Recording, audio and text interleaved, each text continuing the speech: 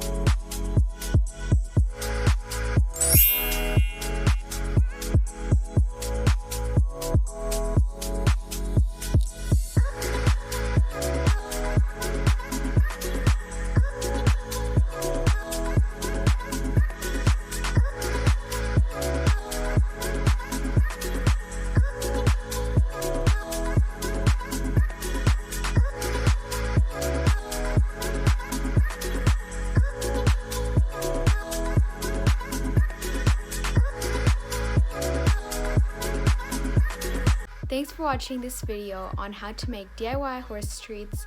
If you haven't subscribed to my channel or commented, please make sure you do. I would really appreciate it. I hope you guys have an amazing rest of your day and I hope that your horse loves these treats. Thanks for watching. Bye!